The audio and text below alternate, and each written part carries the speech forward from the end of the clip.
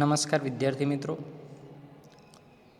Unit 3 સંતૃપ્ત carbon પરમાણુ પર કેન્દ્રાનુરાગી વિસ્થાપન પ્રક્રિયાઓ, જેમાં આપણે ગયા લેક્ચરમાં સ્ટીરિયો સ્પેસિફિક અને સ્ટીરિયો સિલેક્ટિવ રિએક્શનનો અભ્યાસ કર્યો હતો.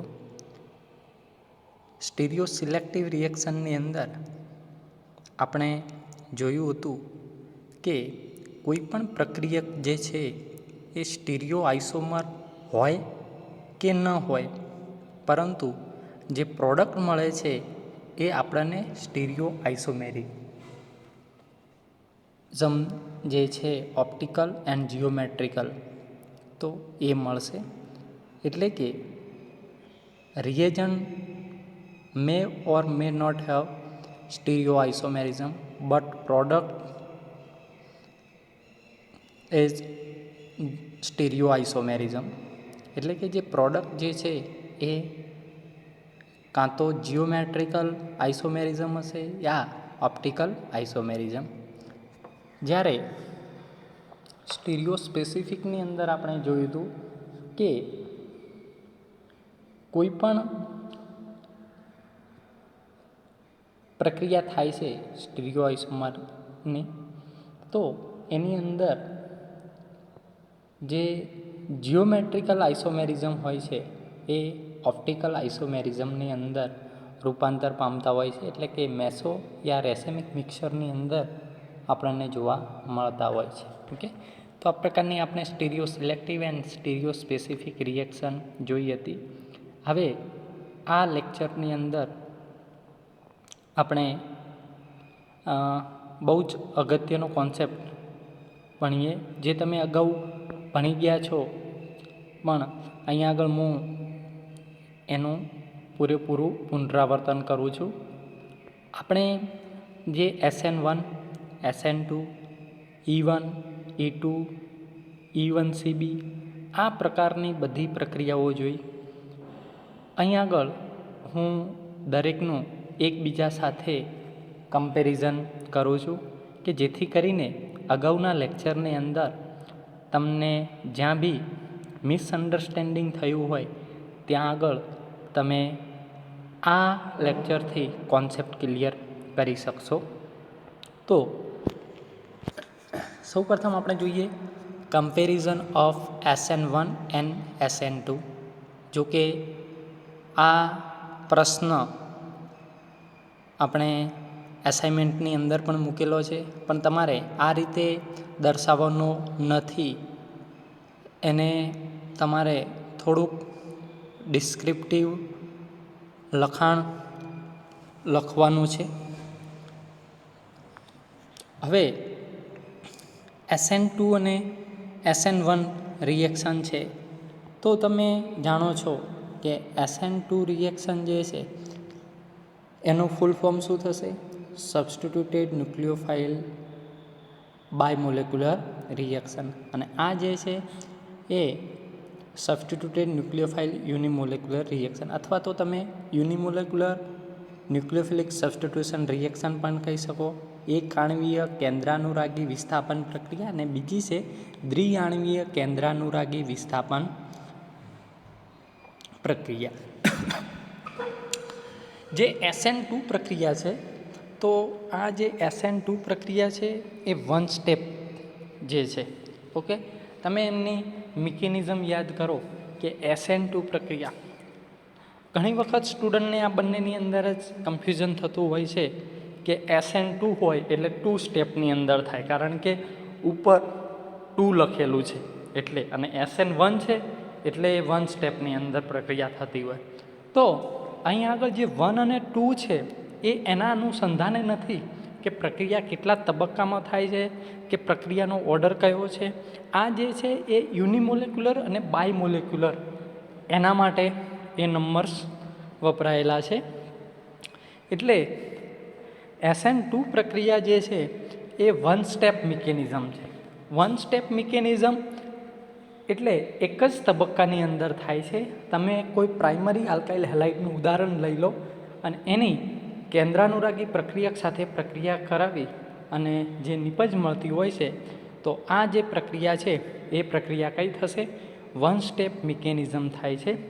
અને જે SN1 છે તો SN1 છે એ 2 સ્ટેપ મિકેનિઝમ છે. 2 સ્ટેપ એટલે કે એ જે પ્રક્રિયા છે એ 2 સ્ટેપની અંદર થાય છે. તમે તૃતીયક આલ્કાઇલ હેલાઇડનું ઉદાહરણ લઈ લો કે જેની અંદર સૌપ્રથમ કાર્બોકેટાઇન બને છે અને ત્યારબાદ અંતે નિપજ મળે છે. ઓકે. સેકન્ડ કે એ જે છે એ બાયમોલેક્યુલર રિએક્શન છે. આ જે છે એ યુનિમોલેક્યુલર. બાયમોલેક્યુલર એટલા માટે કે આની અંદર 2 મોલેક્યુલ વપરાય. એક સબસ્ટ્રેટ, એક જ તબક્કાની અંદર 2 મોલેક્યુલ વપરાય છે. એક સબસ્ટ્રેટ અને બીજો કેન્દ્રાનુરાગી પ્રક્રિયા. ઓકે. જ્યારે આ જે છે યુનિમોલેક્યુલર રિએક્શન છે તો એ 2 તબક્કાની અંદર થાય. એટલે પહેલા તબક્કાની અંદર ફક્ત સબસ્ટ્રેટ જ વપરાતો હોવાથી એ જે પ્રક્રિયા છે એ કઈ બને છે? યુનિમોલેક્યુલર રિએક્શન બને છે. બીજું, product formation takes place by TS, એટલે કે અહીંયા આગળ ટ્રાન્ઝિશન સ્ટેટ બને છે SN2 પ્રક્રિયા દરમિયાન. જ્યારે product formation takes place by carbocation, એટલે કે અહીંયા આગળ કાર્બોકેટાયન એ મધ્યવર્તી સંયોજન તરીકે મળે છે. આની અંદર નો રીઅરેન્જમેન્ટ થાય છે, જ્યારે કાર્બોકેટાઇનની અંદર રીઅરેન્જમેન્ટ જોવા મળે છે. જેની પણ આપણે એક થિયરી જોઈ હતી કે પ્રાઇમરી કાર્બોકેટાઇન હોય એ વધારે સ્થાયી ટર્સરી કાર્બોકેટાઇનની અંદર રૂપાંતર પામે છે. Reaction is favour by polar aprotic solvent, જ્યારે SN1 પ્રક્રિયા છે એ પોલર પ્રોટિક સોલ્વન્ટનું ફેવર કરે છે. Next, given mainly by methyl halide, એ મિથાઇલ હેલાઇડની અંદર એટલે કે પ્રાઇમરીની અંદર જોવા મળે છે. Given mainly by tertiary alkyl halide, એટલે કે મેઇનલી ટર્સરીની અંદર જોવા મળે છે. રિએક્ટિવિટી ઓફ RX, તો સૌથી વધારે મિથાઇલની છે, એનાથી ઓછી પ્રાઇમરીની, એનાથી ઓછી સેકન્ડરીની અને એનાથી ઓછી ટર્સરીની. તો આ રિએક્ટિવિટી ઓફ RX છે, કારણ કે અવકાશી અવરોધને લીધે ટર્સરીની અંદર SN2 પ્રક્રિયા મુશ્કેલીથી થાય છે. અને અહીંયા આગળ છે reactivity of RX tertiary, secondary, primary and methyl, એટલે કે ટર્સરીની અંદર સહેલાઈથી થાય છે. કારણ કે કાર્બોકેટાઇન બને છે. Okay. Mechanism is favour when nucleophile is an anion. Mechanism is favor when nucleophile is anion, and here mechanism is favor when nucleophile is neutral. Okay. તો SN2 ની અંદર ન્યુક્લિયોફાઇલ એ એનાયન હોય તો પ્રક્રિયા વધારે ઝડપી બને છે, જ્યારે પહેલાંની અંદર ન્યુટ્રલ હોય તો પણ પ્રક્રિયા ઝડપી બનતી હોય છે, કારણ કે ત્યાં આગળ એ પ્રોટિક સોલ્વન્ટ છે, પોલર પ્રોટિક સોલ્વન્ટ એ અગત્યનો ભાગ ભજવતું હોય છે. Reaction velocity depends on the concentration of nucleophile, જ્યારે SN1 રિએક્શનની અંદર reaction velocity independent of the concentration of nucleophile. And last, inversion in configuration and SN1 racemization, એટલે કે અહીં આગળ જે સંરચના છે એ ઇન્વર્સ થઈ જાય છે, બદલાઈ જતી હોય છે, જ્યારે SN1ની અંદર આપણને રેસાયણિક મિશ્રણ મળે એટલે કે D અને L મળતું હોય છે. કારણ કે કાર્બોકેટાઇન તમે ટર્સરી લો તો જે કેન્દ્રાનુરાગી પ્રક્રિયક છે એ બંને બાજુથી જોડાઈ શકતો હોય છે, એટલે આનું બી 50% મળે અને પેલી જે D હોય એનું બી 50% અને L હોય એનું બી 50% આપણને મળતું હોય છે. ઓકે. હવે આ થઈ SN1 SN2ની. નેક્સ્ટ આપણે E1 અને E2 જે પ્રક્રિયાઓ છે તો એ જોઈએ. E1 અને E2.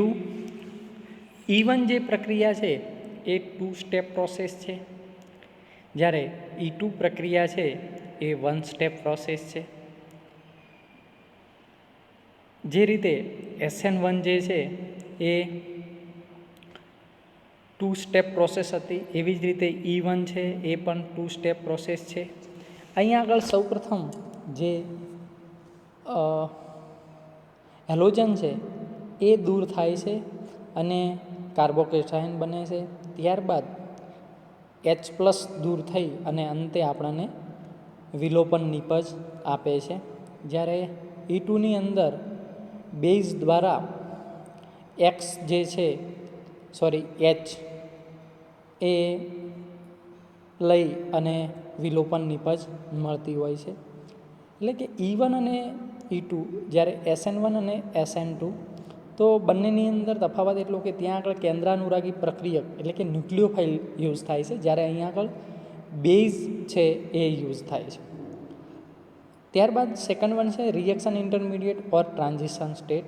તો કે કાર્બોકેટાયન છે એ રિએક્શન ઇન્ટરમીડિયેટ એટલે કે મધ્યવર્તી સંયોજન બને છે, જ્યારે E2ની અંદર ટ્રાન્ઝિશન સ્ટેટ બને છે. કાઇનેટિક્સની રીતે જોઈએ તો જે E1 પ્રક્રિયા છે એ ફર્સ્ટ ઓર્ડર છે, જ્યારે E2 પ્રક્રિયા છે એ સેકન્ડ ઓર્ડર છે. એટલે કે E1ની અંદર ફક્ત પ્રક્રિયા જે છે એ સબસ્ટ્રેટની સાંદ્રતા પર આધાર રાખે છે, જ્યારે E2ની અંદર સબસ્ટ્રેટ અને બેઝ બંનેની સાંદ્રતા પર આધાર રાખે છે. એના પછી છે ડિવાઇન ફોર્સ. તો કે આયોનાઇઝેશન ઓફ RXનું આયોનાઇઝેશન થાય છે, જ્યારે પેલાની અંદર attack by base on beta hydrogen. Stereo કેમિસ્ટ્રીની વાત કરીએ તો non stereo specific and non stereo selective, જે આપણે કાલે અભ્યાસ કર્યો હતો.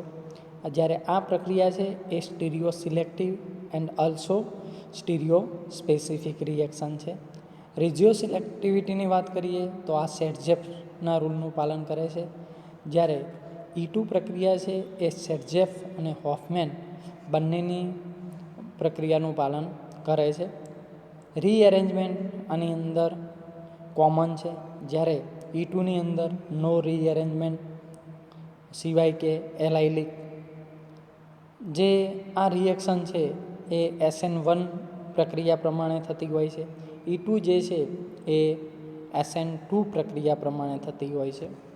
અને એનો રિએક્ટિવ ઓર્ડર આપેલો છે tertiary, secondary, primary. Also in E2 tertiary, secondary, primary બંનેની અંદર ટર્સરી, સેકન્ડરી, પ્રાઇમરી જોવા મળે છે, કારણ કે અહીંયા આગળ અવકાશી અવરોધ એ બાધકરૂપ બનતો નથી. એટલા માટે બંનેની અંદર જે રિએક્ટિવિટી ઓર્ડર છે એ આપણને સેમ જોવા મળે છે. હવે જોઈએ આપણે SN1 અને E1 કમ્પેરિઝન એની.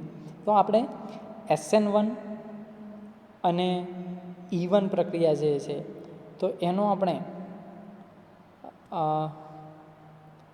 અભ્યાસ કર્યો, તો હવે એની કમ્પેરિઝન કહીએ. તો SN1 રિએક્શન જે છે એ 2 સ્ટેપની અંદર થાય છે. આ પણ 2 સ્ટેપની અંદર થાય છે.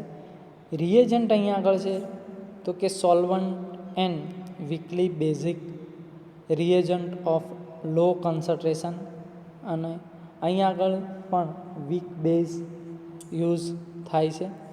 સોલ્વન્ટ છે તો બંનેની અંદર પોલર પ્રોટિક સોલ્વન્ટ, કારણ કે કાર્બોકેટાયનનો બનતો હોય છે એટલા માટે પોલર પ્રોટિક સોલ્વન્ટની હાજરી જરૂરી છે. Structure and reactivity nature of alkyl group.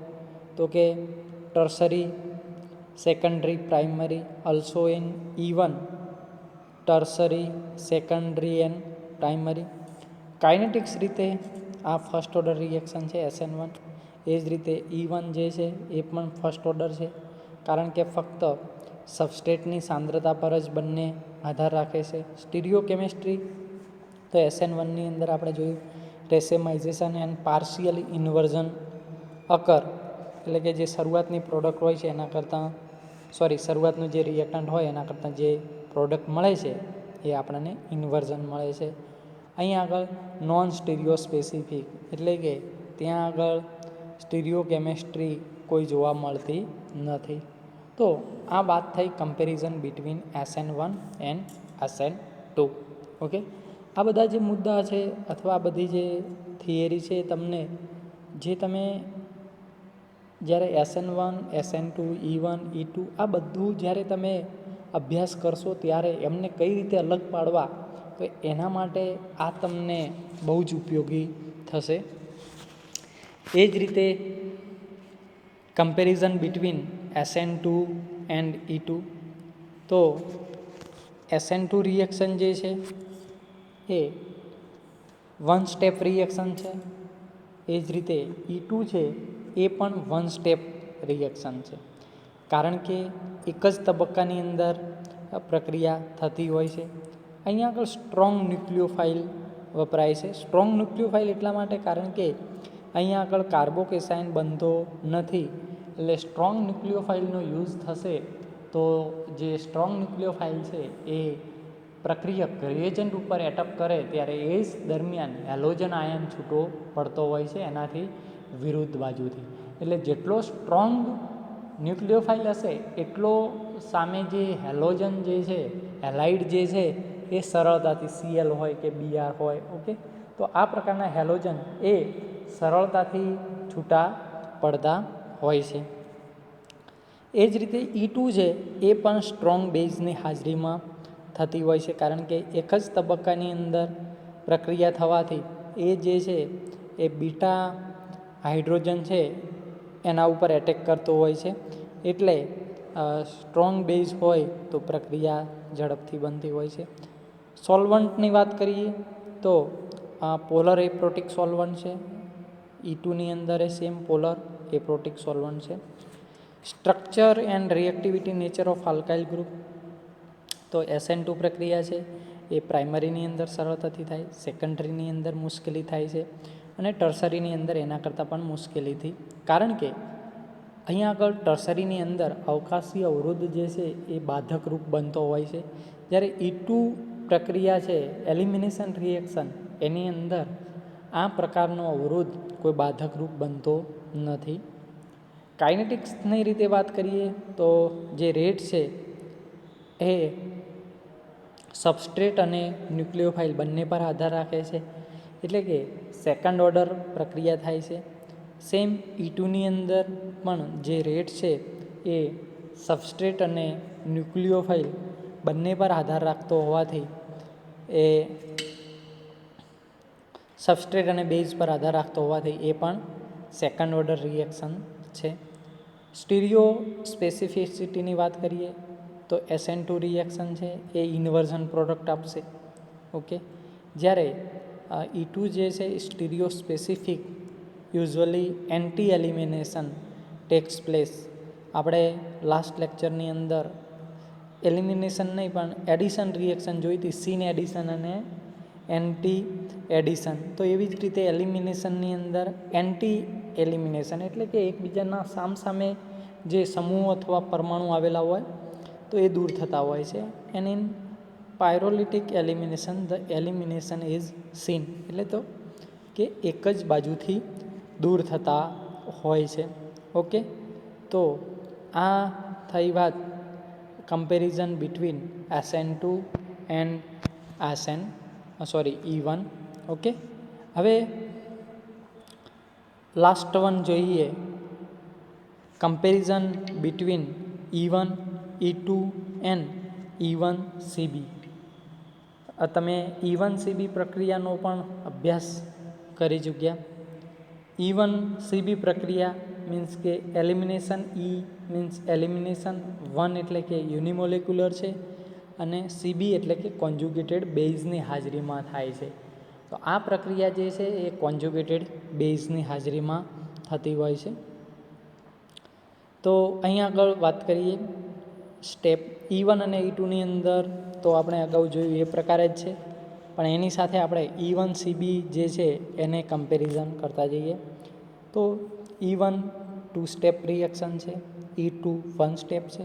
Also E1CB જે છે એ 2 સ્ટેપ પ્રોસેસ છે, એટલે કે એની અંદર બેઝ દ્વારા સૌપ્રથમ શું બને છે? કાર્બોએનાયન બને છે અને ત્યારબાદ આપણને અંતે વિલોપન નિપજ મળે છે. ઓકે. સેકન્ડ છે આરઆઈ ઓર ટ્રાન્ઝિશન સ્ટેટ. આરઆઈ એટલે કે મધ્યવર્તી સંયોજન અને ટ્રાન્ઝિશન સ્ટેટ એટલે કે સંક્રાંતિ અવસ્થા. તો E1ની અંદર મધ્યવર્તી સંયોજન બને છે કાર્બોકેશન. E2ની અંદર ટ્રાન્ઝિશન સ્ટેટ બને છે અને જે E1CB છે એની અંદર પણ કાર્બોએનાયન જે છે એ આપણને મળે છે. ઓકે, મધ્યવર્તી સંયોજન તરીકે. હવે કાઇનેટિક્સ ઓર્ડર જોઈએ તો E1 પ્રક્રિયા છે એ ફર્સ્ટ ઓર્ડર રિએક્શન છે, કારણ કે ફક્ત સબસ્ટ્રેટની સાંદ્રતા પર જ આધાર રાખે છે. E2 પ્રક્રિયા જે છે એ સેકન્ડ ઓર્ડર રિએક્શન, કારણ એ સબસ્ટ્રેટ અને ન્યુક્લિયોફાઇલ બંને પર, અહીંયા આગળ ન્યુક્લિયોફાઇલ ન કહેતા બેઝ કેવું વધારે યોગ્ય છે, એટલે એ સબસ્ટ્રેટ અને બેઝ બંને પર આધાર રાખે છે. અને જે E1CB જે છે એ પણ સેકન્ડ ઓર્ડર રિએક્શન છે, એટલે કે એ સબસ્ટ્રેટ અને બેઝ પર આધાર રાખે છે. એના પછી છે ડિવાઇન ફોર્સ. તો આયોનાઇઝેશન ઓફ RX, અહીંયા આગળ RXનું આયોનાઇઝેશન થાય છે. જ્યારે E2ની અંદર એ બેઝ છે એ બીટા હાઇડ્રોજન પર એટેક કરે છે. સેમ E1CBની અંદર પણ જે બેઝ છે એ બીટા હાઇડ્રોજન પર એટેક કરે છે. સ્ટીરિયો કેમિસ્ટ્રી જે છે, તો આ જે છે એ non stereo specific and non stereo selective છે. જ્યારે E2 છે એ stereo selective and stereo specific. એવી જ રીતે જે E1 અને CB છે એ પણ E1ની માફક non stereo specific and non stereo selective છે. રેજિયો સિલેક્ટિવિટીની વાત કરીએ તો સેટજેફ નિયમનું પાલન કરે છે. E2 જે છે એ સેટજેફ અને હોફમેન બંનેનું પાલન કરે છે અને E1CB છે એ હોફમેનનું પાલન કરે છે. રીએરેન્જમેન્ટ, તો આની અંદર કોમન એટલે કે કોઈ ફેરફાર થતો નથી. E2ની અંદર પણ નો રીએરેન્જમેન્ટ એન્ડ E1CBની અંદર પણ કોઈ પ્રકારની રીએરેન્જમેન્ટ જોવા મળતી નથી. કમ્પ્લેટિંગ રિએક્શનની વાત કરીએ તો SN1 પ્રમાણે થાય છે E1. E2 જે છે એ SN2 પ્રમાણે થાય છે અને E1CB છે એ SN1 કે SN2 પ્રમાણે થતી નથી. રિએક્ટિવિટી ઓર્ડરની વાત કરીએ તો રિએક્ટિવિટી ઓર્ડર છે એ ત્રણની અંદર સેમ છે, એટલે કે tertiary to secondary to primary, એટલે કે ટર્સરીની અંદર પ્રક્રિયા સરળતાથી થતી હોય છે, સેકન્ડરીની અંદર પ્રક્રિયા એના કરતાં મુશ્કેલીથી થાય અને પ્રાઇમરીની અંદર એના કરતાં પણ મુશ્કેલીથી થતી હોય છે.